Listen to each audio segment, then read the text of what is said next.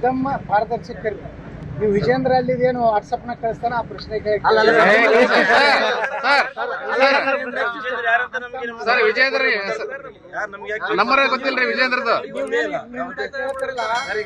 ನೀವು ಬಾರ ಓದಾಡುದಿದ್ರೆ ಬರಬೇಡ್ತೀವಿ ನಾವು sir sir sir sir sir sir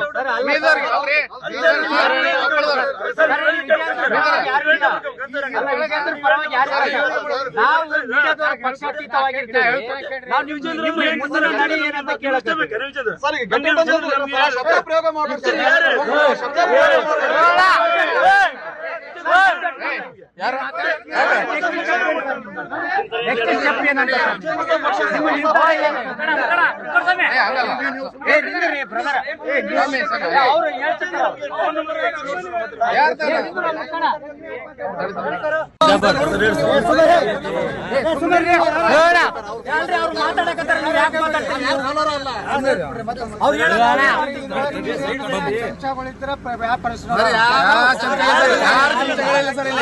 sir ನಾವು ಸರ್ ಚೆನ್ನಾಗ್ ರಕ್ತ ಕೊಟ್ಟಿವ್ರಿ ಸರ್ ನಾವು ಚೆನ್ನಾಗ್ ರಕ್ತ ಕೊಟ್ಟಿವ್ರಿ ಯಾವ ಚಮಚಗಳಿಲ್ಲ ಆದ್ರೂ ಸರ್ ಆದ್ರೆ ಮಾಧ್ಯಮದಲ್ಲಿ ಈ ರೀತಿ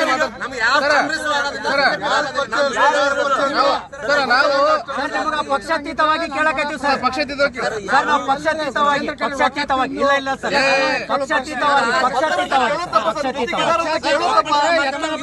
ನಿಮ್ ನಿರ್ಧಾರ ಏನ್ ಸರ್ ನೆಕ್ಸ್ಟ್ ಅಂತ ಪಕ್ಷ ಕಟ್ತಿರೋ ಕರ್ನಾಟಕದ ಎಲ್ಲಾ ಮಾಧ್ಯಮಗಳಿಗೆ ಹೇಳ್ತೀನಿ, ನೀವು ಪಾರದರ್ಶಕ ಇದ್ರೆ ನಾನು ಪ್ರೆಸ್ ಮೀಟಿಂಗ್ ಬರ್ರಿ.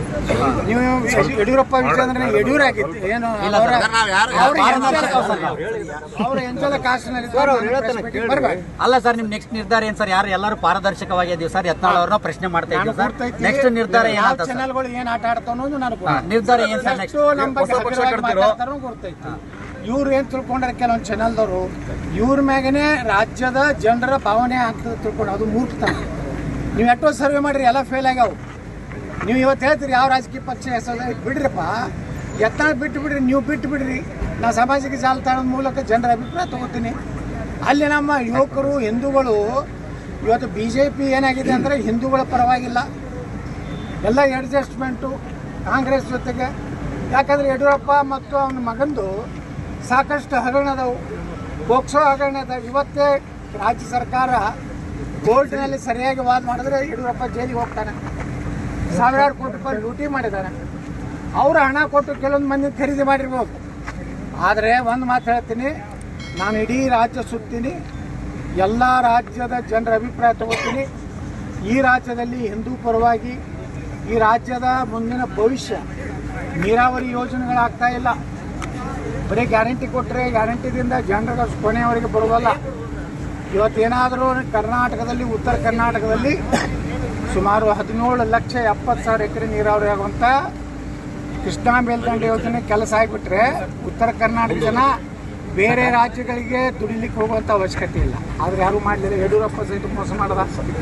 ನಮಗೆ ಈಗ ಬಿಜಾಪುರನಲ್ಲಿ ಭಾಷಣ ಮಾಡಿದ 25,000 ಕೋಟಿ ಕೊಡ್ತೀವಿ ನಾವು ಮುಖ್ಯಮಂತ್ರಿ ಆದ, 2,500 ಕೋಟಿ ಕೊಡಲಿಲ್ಲ.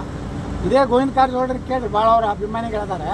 ನೀವೇ ನೀರಾವರಿ ಮಂತ್ರಿ ಇದ್ರಿ, ಎಷ್ಟು ಕೋಟಿ ಖರ್ಚು ಮಾಡಿದ್ರಿ ನಮ್ಮ ಕೃಷ್ಣಾ ಮೇಲ್ದಂಡೆ ಯೋಜನೆಗೆ? ಈ ರೀತಿ ವೀರಶೈವ ಲಿಂಗಾಯತರಿಗೆ ಮೀಸಲಾತಿಯನ್ನು ತಪ್ಪಿಸೋದೇ ಯಡಿಯೂರಪ್ಪ ವಿಜೇಂದ್ರ. ನಮ್ಮನ್ನೆಲ್ಲ ಹೊಡೆಸ್ಬೇಕು, ನಮ್ಮನ್ನೆಲ್ಲ ಜೈಲಿಗೆ ಹಾಕಿಸ್ಬೇಕಂತ ಹೇಳಿ ಬೆಂಗಳೂರಿನ ಸೆಂಟ್ರಲ್ನಲ್ಲಿ ಒಬ್ಬ IPS ಅಧಿಕಾರಿ ಅದ ಲಿಂಗಾಯತನ, ಅವನು ಕೊಟ್ಟು ಕಳಿಸಿದ್ದ ಈ ವಿಜೇಂದ್ರ. ಈಗನೂ ಅವ್ನು ಚಮಚಗಿರಿ ಮಾಡ್ಕೊತಾ ಇರತ್ತ ನಾವು IPS ಆಫೀಸರು. ಯಾರಿದ್ದ ಅದಾನೆ ನಿಮ್ಗೆಲ್ಲ ಗುರ್ತಿರ್ತೈತಿ. ನೀವೆಲ್ಲ ಮಾಧ್ಯಮದ ನಾಟಕ ಕಂಪನಿ ಹೇಳಿರ್ತಾನೆ ಗೊತ್ತಾಗೋ ಸರ್. ಅದು ಲಿಂಗಾಯತ ಜಗಮಂದಿರ